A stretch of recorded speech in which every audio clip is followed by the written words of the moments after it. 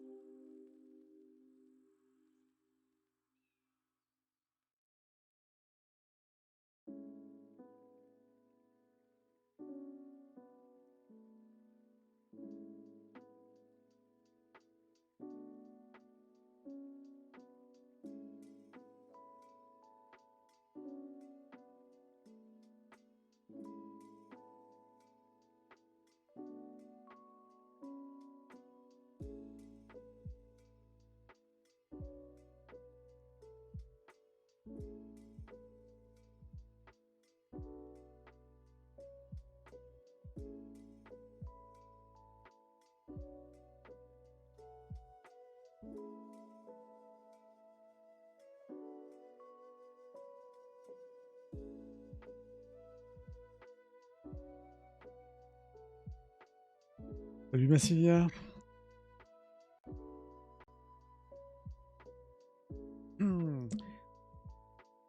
Oh, l'objet.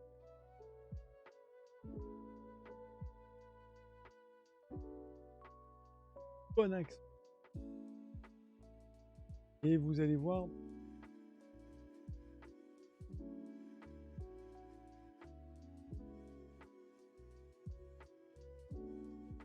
Les vitraux. À l'écran.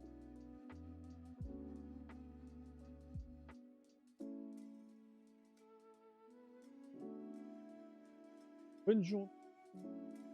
Le micro. Et pas avec moi? Le micro, pas avec moi. Attends. Normalement, c'est mieux. Là, normalement, tu dois voir, c'est parce que j'étais pas devant le micro, en fait. À mon avis, c'est mieux. Et je mets juste la cam. Et puis c'est parti. Tac. C'est bien mieux. C'était parce que j'étais pas devant. J'étais pas du tout, mais alors j'étais pas du tout dans le micro, donc forcément j'étais en train de mettre mon truc en place. Donc c'est parti pour l'Inro. Je mets juste une photo qui va bien. Je peux pas vous montrer une photo qui est un peu petite, mais c'est pas grave. Déjà, normalement, c'est bon. Dis donc, il est plus clair qu'il n'y paraît, le petit Inro. On va nettoyer, nettoyons un petit peu le bureau. Donc voilà, mon problème c'est qu'il faut que je sois calé avec mon petit objet devant moi. J'espère que vous allez bien, que tu vas bien Messilia, que tu as passé une bonne journée, que tu es sorti des embouteillages et que ça a été une bonne journée quoi. Alors, je vais essayer d'être loin pour pouvoir montrer, ou je vais faire un peu le truc en décalé. Je vais faire un truc un peu comme ça, ce qui me permet de rapprocher mon micro parce que je l'ai mis assez haut pour ce petit Inro. Normalement, c'est bon. Je vais peut-être baisser un peu la lumière parce que comme c'est un Inro laqué, voilà, c'est mieux. Bon, moi, c'est pas du tout aussi clair que c'est assez étonnant parce que la lumière, comme je le vois à l'écran, c'est pas du tout aussi clair que ce que j'ai là sous les yeux. Et c'est assez marrant de voir la différence. Deux couleurs. Mais le principal, c'est que vous puissiez le voir. Si je zoome, on voit le beau petit objet. Alors, je vous présente aujourd'hui l'Inro, donc en l'occurrence un Inro. qui est ce petit objet particulier qui est vraiment, je dirais, très connu des collectionneurs japonais. Je ferai remarquer, d'ailleurs, petite parenthèse, hein, quand je mets le maillot du jour, puis c'est quand même une grosse annonce aujourd'hui pour tous ceux qui suivent un petit peu League of Legends. Évidemment, la Keycorp. C'est la grosse annonce du soir. Donc, en fervent supporter, forcément, hein, on est habillé. Bref, demain sera toute une autre histoire.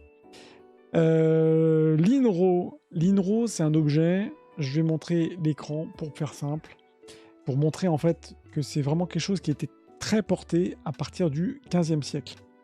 Je vais mettre ça. L'Inro, c'est quoi? C'est la petite boîte, en tout cas la chose qui se porte à la ceinture. À la ceinture, pourquoi? C'est parce que on imagine qu'à partir du... Alors c'est à partir du 1460, il me semble, c'est à partir du 15e siècle, en tout cas entre le 15e et le 16e siècle, il a été d'usage d'utiliser ce fameux Inro, ce qu'on va appeler en fait dans son ensemble. Je trouve que cette image est pas mal du tout. Sur un site qui s'appelle La Pierre et le Sabre. Un ensemble qu'on va appeler les sagemono. Les sagemono, ça vient de sage porter, mono objet, donc ça vient de tous les objets qu'on va porter. Donc dans ces objets qu'on porte, il y en a plusieurs. Donc même dans ces sagemono, vous allez voir que on va même parler de l'obi, la ceinture du kimono. On va parler essentiellement de l'Inro et essentiellement du netsuke qui va permettre d'accrocher. Je vois pas mon écran. Qui va permettre d'accrocher l'Inro à sa ceinture. Pourquoi? Imaginez qu'à l'époque, on avait, et puis encore aujourd'hui, hein, si vous portez des kimonos, vous le savez, vous n'avez pas de poche. Donc, ne pas avoir de poche quand on veut porter quelque chose, c'est compliqué. Donc, il y a eu la création. On ne sait pas encore qui a créé exactement le Inro à proprement parler, mais en tout cas, c'est assez avéré que les premiers modèles, c'est à partir du 15e siècle. Après, ça a été d'usage jusque à l'Empire, jusque, je dirais, à l'occidentalisation du vêtement et de l'habillement japonais. Malgré cela, c'est quelque chose, un objet qu'on retrouve vraiment jusqu'à la fin Edo, voire début Meiji. Les personnes portaient des Inro pour justement porter des choses à leur ceinture. Donc l'Inro, c'est quoi? C'est cette fameuse petite boîte là, je vous montre, je trouve que l'image a été bien, elle était assez parlante sur notre Legion, où on a l'Inro, c'est la fameuse petite boîte. Je vais en parler en vous montrant celle que j'ai sur le bureau, qui est attachée par une petite cordelette, qui au bout de cette cordelette a le fameux netsuke, les petits netsuke, les petites sculptures qu'on retrouve souvent dans les collections et qu'on retrouve donc attachées ici, qui permet justement de bloquer la petite boîte qui est tenue par les fils, tout ça tenu dans la ceinture. Je pense que vous comprenez le concept, en sachant que c'est un objet qui est vraiment très léger, et dans lequel c'est un petit objet, dans lequel vous n'allez pas mettre votre portefeuille, hein, vous allez mettre... ça peut être des plantes médicinales, ça peut être dans certains cas du tabac, c'est des petites choses. Hein. On ne portait pas les jeux de clés comme on porte aujourd'hui ou un iPhone, mais il faut bien comprendre que c'était quelque chose qui était très utilisé justement pour porter différents objets et notamment, encore une fois, des petites... ça peut être aussi des petites... des données, des éléments qui vous sont donnés en pharmacopée ou plein d'autres choses. Après, je dirais qu'au niveau d'Inro, de l'usage et de ce qu'on mettait dedans, d'ailleurs, c'était un article, il faut que je le montre, parce que cet article-là, je trouve qu'il est complété avec notamment les Netsuke. Ça vous permet justement de revoir aussi les différents Netsuke sur notre Legion qui sont aussi liés au Inro. C'est-à-dire que l'Inro en lui-même, il est toujours lié avec son pendant, soit une petite perle, soit un Netsuke qui, derrière, encore une fois, permettait de bien bloquer l'Inro dans la ceinture. Donc, je dirais qu'aujourd'hui, l'Inro, lui, était essentiellement, encore une fois, utilisé pour... Je vous invite à regarder le Notigen, c'est en plus un site qui est bien si vous ne le connaissez pas. Alors, ça parle plus de manga, de culture, de pop culture, mais dans certains cas, il y a des petites fiches comme ça qui sont sympas, qui sont, je trouve, accessibles. Pour en venir à mon sujet de l'Inro, et notamment donc l'objet que je vous présente, qui est ici, tac. Un Inro se compose toujours, alors déjà il n'est pas grand en taille, celui-ci en l'occurrence, vous voyez ma main, fait 5, il fait même pas une dizaine de centimètres, 10-12 cm. Vous en avez qui sont un petit peu plus grands, mais on va dire que ça dépasse pas 18 cm, 20 cm. Donc un INRO, ça reste quand même une pièce qui est pas très très grande.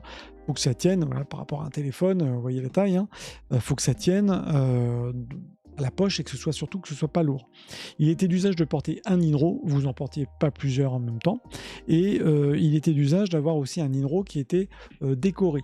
Alors décoré, pourquoi? Parce que au-delà du fait que cette pièce, en l'occurrence celle-ci, est vraiment 19e, donc là on est vraiment sur un INRO fin Edo, qui avait donc pour particularité, celui-ci normalement, si je zoome, on va pas trop zoomer, tac, il a 1, 2, 3, 4, 5, il a 5 petits compartiments, vous en avez certains avec 3 compartiments. Après la grande majorité ont 5 petits compartiments.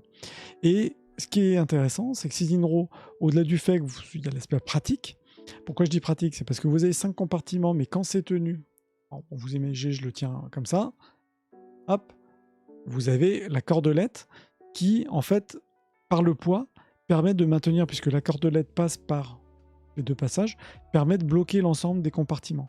C'est-à-dire que quand vous le portez à la ceinture, l'INRO, il tient en place, il s'ouvre pas, il tombe pas, vous pouvez le toucher, vous voyez, là je peux vraiment le secouer, tout ce que je veux. Je vais faire attention quand même, parce que c'est quand même une pièce qui est, là pour le coup, fragile, que j'hésite pas à toucher avec les doigts, j'en parle aussi, ne pas hésiter à toucher même des objets laqués, et je vais en parler 2 minutes.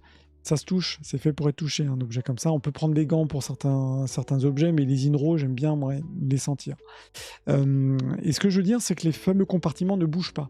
Ça, c'est aussi un truc quand vous en avez dans les musées, vous voyez toutes ces petites boîtes, oh là là, c'est joli, ça a l'air fragile et tout. Dites-vous que les 5 compartiments, ils bougent pas quand ils sont bloqués avec la petite ficelle. Et donc ça, je trouve que c'est vachement, en tout cas, c'est vraiment un système qui est très ingénieux, puisque ça vous permet finalement d'avoir quelque chose qui se tient très très bien à la ceinture. Et quand vous voulez accéder donc au fameux compartiment dans lequel vous avez rentré par exemple des médicaments, plantes médicinales ou autres, vous allez pouvoir tirer telle une, la première case, la deuxième case. Tac, évidemment, je le fais avec mes deux doigts. Bon, je vais sortir la troisième, etc. Donc vous pouvez sortir chacune des cases très facilement et ensuite refermer, vous remettez à la ceinture et c'est reparti. Donc ce qu'il faut bien comprendre, c'est que c'est vraiment un objet, bel objet, et un objet pratique. Et ce qu'il faut retenir, et c'est aussi ça, c'est que les Sagemono, tous les objets qui se portent, sont vraiment cette double, je dirais, cette double, entre guillemets, utilité. Il y a le côté fonctionnel, comme ce qu'on retrouve évidemment dans tous les objets, évidemment, mais c'est tous les objets d'artisanat japonais, ont cette double notion de 1, il faut que ce soit fonctionnel, utile, pratique, quoi, et 2, il faut que ce soit beau. Puisque, et c'est là-dessus que je vais m'arrêter un petit peu, c'est sur l'aspect décoratif de l'INRO. L'INRO, il est... on va voir que c'est principalement, quand je dis principalement, c'est 9 fois sur 10, c'est un objet qui est laqué. Pour l'aspect lac, si vous avez suivi, Massilia, je sais que tu es là, et si vous avez suivi le live de lundi, je parlais des lacs, qui était assez long, sur les techniques de lac. Là, ce qu'on voit, c'est du maquillé, et notamment le taka, celui qui est un petit peu en relief.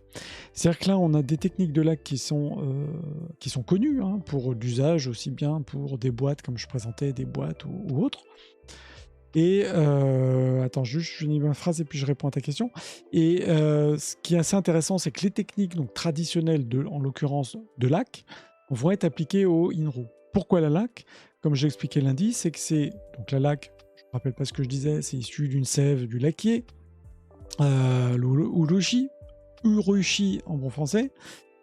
C'est un matériau qui permet de protéger, qui n'est entre guillemets pas fragile. Évidemment, celui-là, quand vous voyez qu'il y a un peu de laque dorée qui saute, c'est normal, hein, sur un objet de 1800.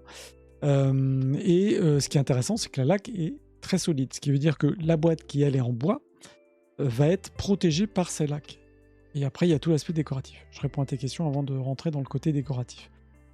Est-ce qu'on en trouve encore des versions modernes? Ça semble un peu désuet comme objet. Alors, non. Alors, il y a des passionnés qui en font, mais clairement, aujourd'hui, ça se porte pas, sauf vraiment les personnes qui vont porter un kimono un peu dans cet esprit traditionnel, vont porter par le plaisir, pour plaisir je dirais plus en élément décoratif, un petit Inro. Après, il faut pas se voiler la face. Aujourd'hui, nous, on a tellement l'habitude de porter des trucs, des portables, des machins, que c'est pas très grand, hein. Tu mets franchement pas grand-chose. C'est pour ça que l'usage principalement à l'époque, c'était vraiment de porter des petites poudres, hein, des médicaments. Et vous aviez des sagemono. Je reparle sur entre guillemets, le Netsuke dédié au tabac. On est sur une petite pochette. Là, j'en avais une que je n'ai plus. Une petite pochette qui, en gros, c'est plus une pochette en cuir ou façon étui à cigarette qui se portait à la ceinture. Et donc là, c'était vraiment pour le tabac. Mais l'Inro en lui-même, aujourd'hui, typiquement, bon voilà, tu as quelques versions modernes où on voit des gens qui s'habillent en kimono, qui entre guillemets, qui s'amusent à porter un Inro, mais on a très peu de créations contemporaines, en tout cas dans les Inro. Et ça, c'est un truc qu'il faut...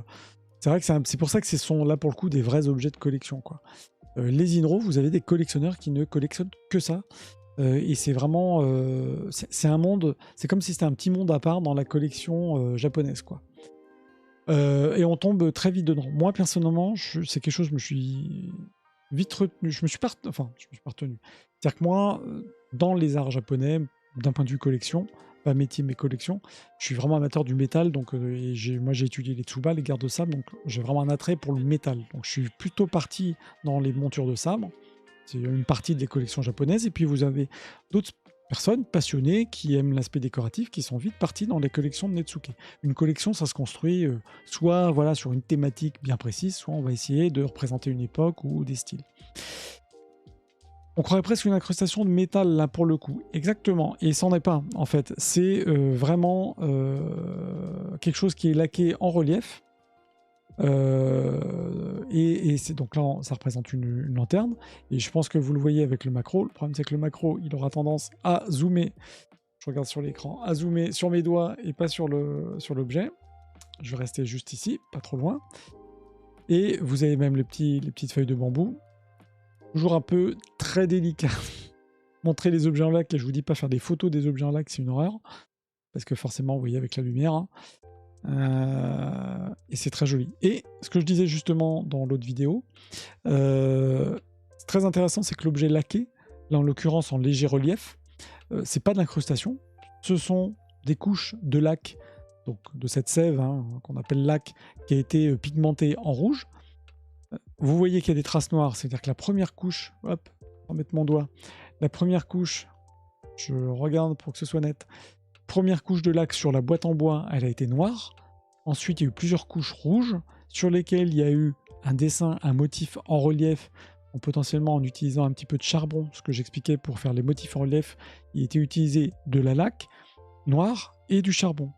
Par-dessus, il y a eu un rajout de laque légèrement doré avec du pigment et donc ça, plusieurs couches, pour en faire quelque chose qui va vraiment du volume et qui est vraiment doré, et notamment sur les bambous. C'est pour ça que cette pièce est très jolie. Je vais enlever mes mains, tac. Il faudrait que je mette peut-être des gants, je testerai tiens avec des gants. L'appareil photo, forcément, il fait la netteté sur mes mains.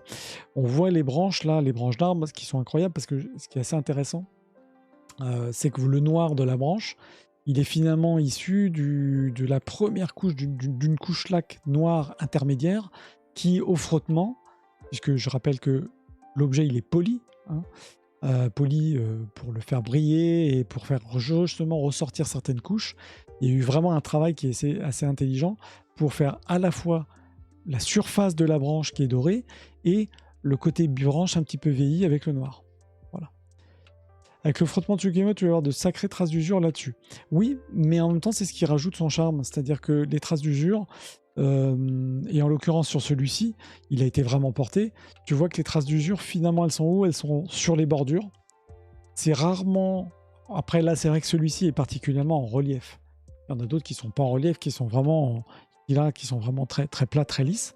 Mais c'est cette patine. Et effectivement, même pour un objet qui a été porté, on le voit hein, sur les traces d'usage, on reconnaît encore la pièce. C'est-à-dire que je dirais que l'objet et la décoration, ne perd pas du tout son charme. Au contraire, je trouve que ça lui rajoute ce petit côté... Attends, qu'est-ce qu'on avait dit l'autre fois? Le petit côté un peu... C'est pas le wabi-sabi, hein. Le côté un peu l'imperfection, la perfectionnite imperfection japonaise, quoi. Et ce qui donne tout son charme. Mais vous verrez que la plupart des inro que vous voyez dans les musées, c'est souvent aux angles. Vous imaginez que vous avez le kimono hein, qui frotte tout simplement, vous avez le kimono qui frotte sur la bordure de la petite boîte, et donc c'est juste là que c'est abîmé. Donc ce qui est intéressant sur cet inro, c'est qu'il est en lac rouge. J'avais fait un petit topo là-dessus, sur les lacs. Moi, c'est vrai que j'ai un attrait particulier pour ces lacs qui sont rouges, où je trouve qu'il y a vraiment de très belles patines. Et encore là, vous le voyez, un rouge un petit peu plus pétant avec la lumière, mais il est plus vermillon. C'est un rouge qui est plus foncé que ce que vous pouvez voir là à l'écran. Et ça, c'est vraiment quelque chose qui n'a pas bougé. C'est ça qui est dingue. Moi, je redis tout le temps hein, quand je parle d'Inro, c'est que c'est quelque chose qui n'a pas bougé depuis 18 ans. Celui-là, c'est 1800, mais vous en avez des plus anciens où ça n'a pas bougé. Pour un objet, comme tu dis, Massilia, qui est un objet qui a été porté. C'est vraiment un objet d'usage. C'est pas quelque chose que j'ai une jolie petite boîte, je la pose dans ma vitrine, point barre. Non, c'est vraiment une boîte qui est portée au quotidien.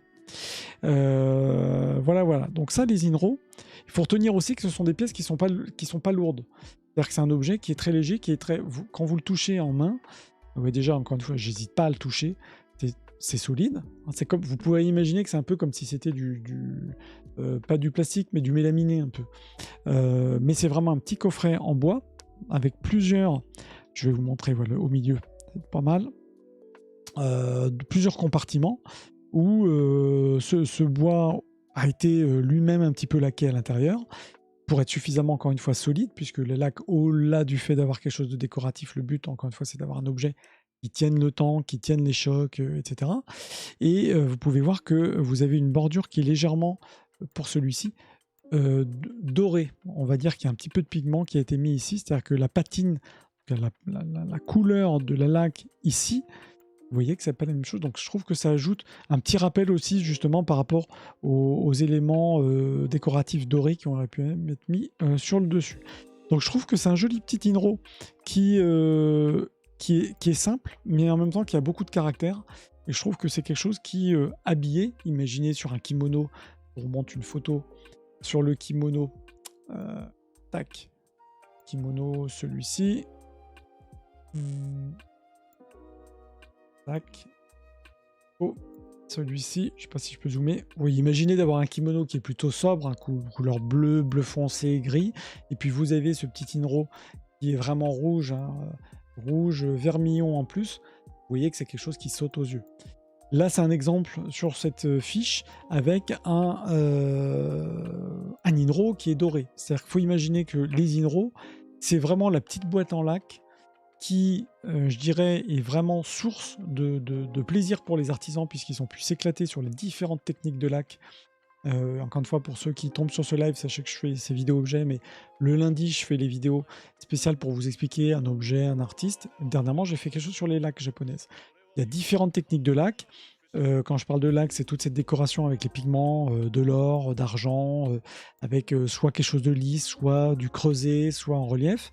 Il faut savoir que les Inro, c'est vraiment, je dirais, le pendant des boîtes en lac, les boîtes laquées japonaises ou de tout ce que vous pouvez voir laqué. C'est vraiment pour moi, l'Inro, le seul objet qui est, indépendamment de ce qu'on avait pu voir par exemple des stylos, qui est le seul objet laqué japonais, l'antiquité laquée japonaise que vous portez. Il n'y en a pas 15, c'est l'Inro. Voilà. Merci Massilia. C'était soutenu, mais je voulais lister ces différentes techniques. J'en reparlerai de toute façon, mais il était soutenu sur live. Je pense qu'aussi l'heure de faire un live sur les techniques à 21h, voilà, je me suis peut-être un peu enflammé. 19h, c'est très bien. Mais en tout cas, je vous invite effectivement à aller voir le replay si ça vous intéresse sur les techniques de lac. Je pourrais en faire une, juste pour vous ayez l'histoire de la technique de lac. Pour ceux qui n'étaient pas là rapidement, retenez juste que ce que vous voyez ici, c'est pas le bois qui est rouge, c'est vraiment une petite boîte en bois. Merci. La petite boîte en bois sur laquelle on a eu cette sève qui s'appelle donc qu'on appelle la laque, qui a été pigmentée en rouge.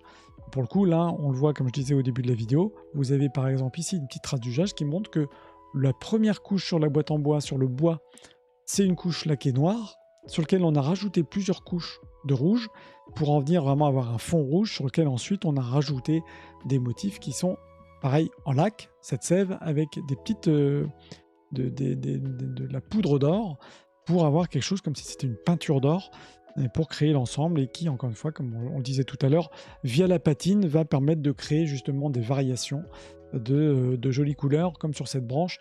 On a l'impression que c'est vraiment une branche qui est certes dorée, mais qui vit. Et je trouve que cette création est très jolie, sobre, mais très jolie pour ça.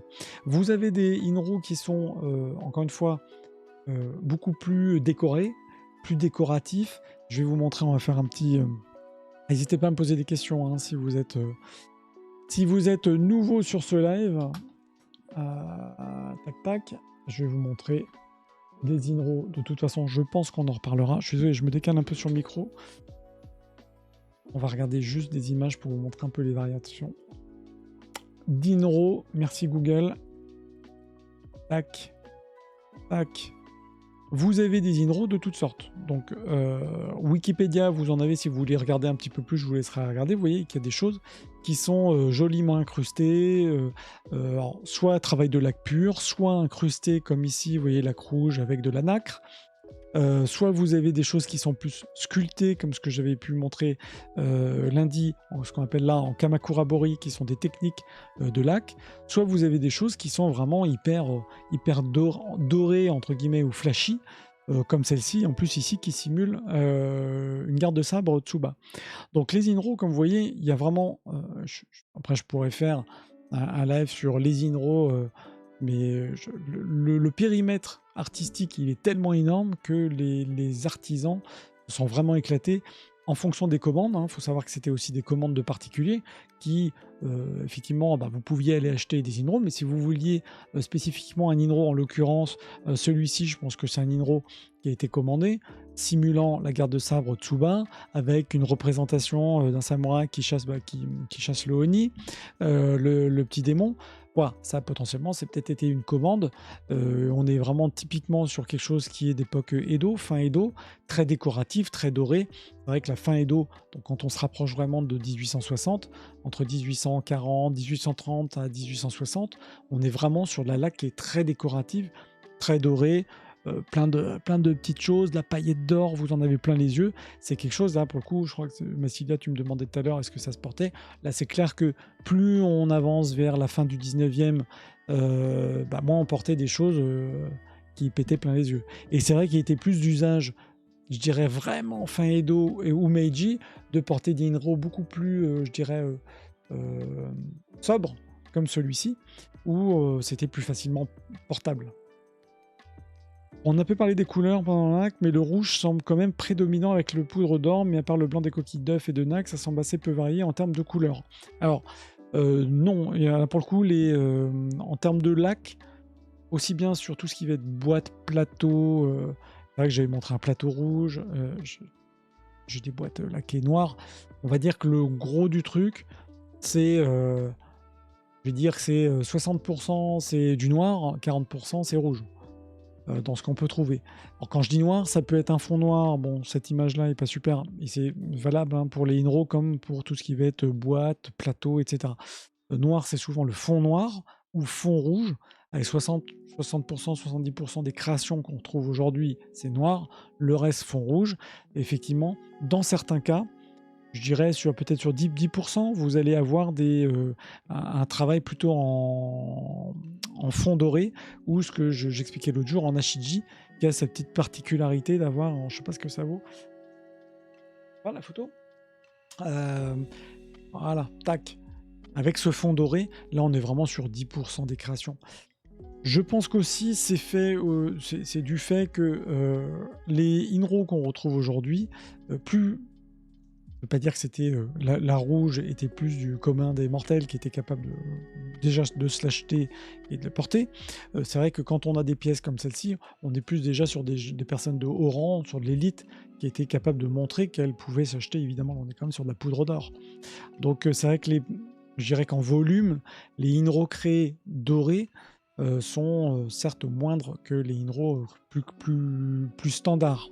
Mais on avait de tout en termes de création de couleurs. Après, très souvent, de toute façon, sur les objets laqués, en l'occurrence comme on le voit ici sur l'Inro, on voit que on intègre de temps en temps pour jouer, et ça c'est vraiment tout le talent créatif des artisans, et c'est pour ça que vous avez des collectionneurs d'Inro, c'est un truc de dingue. Moi je me suis retenu, hein, vraiment, parce que si on se met dans l'Inro, soit vous partez sur une collection d'Inro, par exemple nacré, ou une collection d'Inro qui ont un thème, les bambous, les samouraïs, alors là vous partez dans un délire, vous ne faites que chercher ça, et en plus avec des prix qui peuvent partir très très haut. Est-ce que c'est devenu un marqueur social avant fin Edo, début Meiji? Bah oui, ça clairement. Alors là, l'histoire du marqueur social, c'était déjà existant précédemment, à l'époque des samouraïs, je vais me remettre sur l'objet, avec les fameuses Tsuba.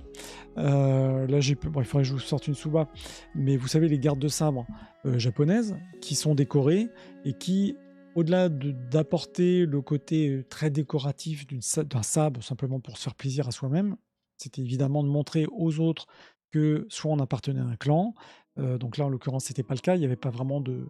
Dans certains cas il y a les emblèmes de clan, mais on est quand même sur une période de paix, hein, Edo et puis évidemment l'Empire Meiji, donc on n'était pas à vouloir montrer c'est son clan, sa famille, on était vraiment là pour le coup montrer plutôt des scènes de vie, des légendes, etc.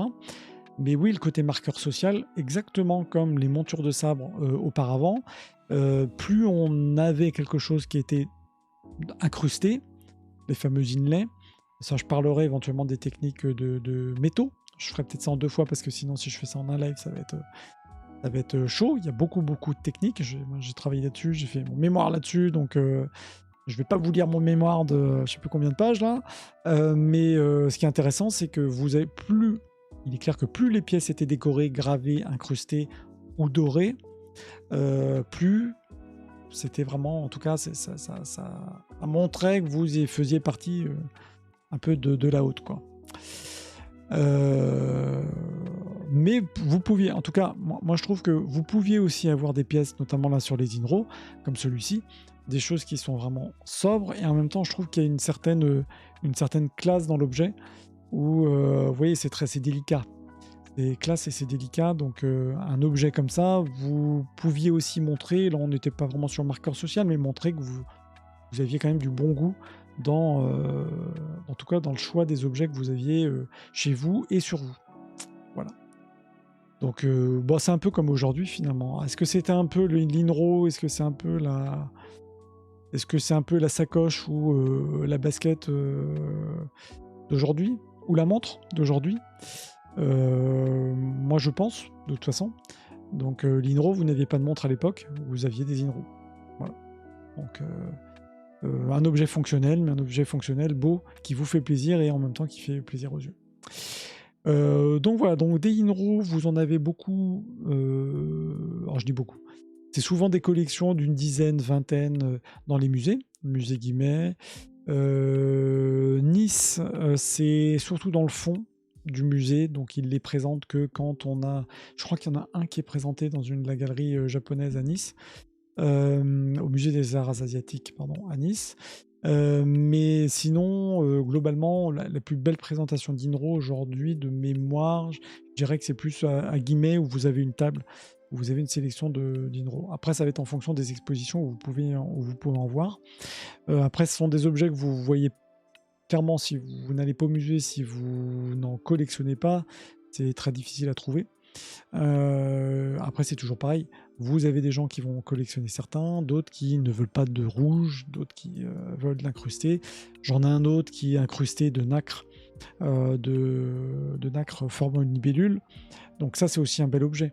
Donc après, tout va dépendre aussi des demandes, en tout cas des demandes en tant que collectionneur par rapport à ce type d'objet. Voilà le petit Inro, donc retenez bien son petit nom, l'Inro. Je rappelle juste que l'Inro, donc là on a une petite boule, mais vous avez le fameux Menuki, les petites sculptures que vous avez dû sûrement déjà voir si vous regardez un petit peu vous suivez un petit peu l'histoire des antiquités japonaises, qui est donc en haut à la place de la petite boule, vous avez cette petite sculpture en ivoire, en bois, ou voir le Monju, qui est lui aussi laqué, incrusté, qui est un objet qui permet de retenir tout ça à travers derrière la ceinture. Et vous voyez que la cordelette n'est pas forcément très longue, c'est pas un critère en tout cas, ça c'est en fonction de la demande de la personne qui voulait le porter à ceinture. Donc c'est pour ça que là pour le coup on est assez tardif, puisque pourquoi tardif? Fin Edo, vraiment Meiji, on portait plus des hobbies, les ceintures très très larges, on était vraiment sur des ceintures beaucoup plus fines, qui se rapprochent un peu de nos ceintures, mais surtout pour les hommes, on était vraiment sur des ceintures plus fines, donc là vous aviez l'Inro qui pouvait se tenir à la ceinture très facilement. Voilà, je crois que j'ai fait le tour de cet objet. C'est très simple, après voilà, on a envie de toucher, de le regarder, de l'ouvrir, on a toujours envie de tripatouiller un Inro. En termes de prix, les Inro, vous avez tout. C'est-à-dire que vous avez des Inro comme celui-ci qui sont dans les 500-600 euros. Vous avez des Inro qui sont, je dirais, beaucoup plus chers quand ils sont, par exemple, celui-ci n'est pas signé, quand ils sont signés d'artistes reconnus, quand vous allez avoir des éléments décoratifs qui sont incroyables, notamment en lac, où vous avez des choses qui sont incroyables pour des petites pièces. Je rappelle que là, on est quand même sur un tout petit format. Vous voyez mes doigts, je vous le remets par rapport au téléphone. Vous voyez qu'on est sur un petit objet. Ce petit objet, vous en avez qui sont incroyablement décorés, incrustés. Donc vraiment, on est vraiment sur de l'artisanat d'art, de l'artisanat de luxe. Quand même, c'était du luxe. Et donc là, vous avez des pièces qui peuvent partir sur des collectionneurs à 1000, 5000, 2000, 3000. J'ai déjà vu des Inro à 3000, 3000, 4000 euros facilement. Les collectionneurs, de toute façon, il y en a partout dans le monde. Et ça peut partir très très haut. Mais dites-vous que vous pouvez facilement vous trouver quand même un Inro dans les 500 euros, 300 euros. Pour des choses décorées, c'est quand même un peu compliqué. Mais je dirais que c'est un beau petit objet de collection. Et quand vous commencez, vous ne finissez pas. De toute façon, c'est toujours pareil dans les collections. Si vous avez des questions, voilà, je voulais vous présenter ce petit objet qui est quand même un objet phare de la collection japonaise. Si vous avez des questions, comme je dis d'habitude, par habitude, je le dis à toutes les vidéos, n'hésitez pas à me poser des questions post-vidéo, puisque la vidéo est en replay sur Twitch, en replay sur YouTube. Si vous voulez en savoir plus sur les lacs japonaises, je vous mettrai dans le descriptif de la vidéo le lien vers la dernière vidéo qui a été faite lundi. Les plus anciens qu'on trouve encore sont datés quelle période? Alors, on retrouve des Inro du 15e siècle. Vraiment, l'usage, de toute façon, c'est vraiment à partir du 15e. Il faut savoir que, de toute façon, faut se calquer un petit peu sur l'histoire japonaise. C'est-à-dire que l'histoire japonaise, à partir évidemment, il y a eu la grande guerre de Sekigahara en 1600, jusque, je dirais, aux périodes de guerre où tout le monde se tapait dessus, l'Inro, ça a été progressif, c'est-à-dire c'était plutôt les chèvres-rangs, on était plutôt vraiment sur l'élite qui pouvait porter de temps en temps des Inro, mais c'était pas populaire, la population pauvre évidemment n'en portait pas, et puis on était quand même sur un pays en guerre, constamment en guerre, les clans qui se foutaient sur la gueule en permanence. Je résume en 30 secondes l'histoire japonaise. Donc c'est vrai qu'à partir du 15e, 16e siècle, ça s'est un peu atténué, même si évidemment il y a eu encore ces grandes guerres. Et puis après, je dirais que ça s'est vraiment plus démocratisé. Clairement, Edo, ça s'est démocratisé. Donc ça c'est sûr que Edo, 17e siècle, ça a été le boom de l'Inro. Ça a exporté comme artisanat de Chine, Corée. Non, en fait c'était vraiment, en tout cas ce genre d'objet, on le retrouve qu'au Japon. Il y a eu des commandes qui ont été faites pour le marché occidental, comme tous les objets, quasi tous les objets d'artisanat japonais à l'ouverture du pays. Il y a eu des commandes qui ont été faites avec certains modèles, certains motifs, notamment le mythe exotique d'un point de vue occidental, de la geisha, etc., On retrouve des choses qui ont été faites sur commande, mais c'est un objet que nous, en Occident, en tout cas, on n'avait pas l'habitude de porter. Faut savoir que c'est quelque chose quand même qui se porte, qui se foutait pas dans une poche. Si vous le mettez dans une poche, gardez juste en tête que ce qui permet de bloquer ce qui permet de maintenir hein, les petites boîtes, les petits compartiments entre eux, c'est la corde. Ok, vous n'avez pas de point de bloquant, vous n'avez pas de choses, de clips ou quoi que ce soit.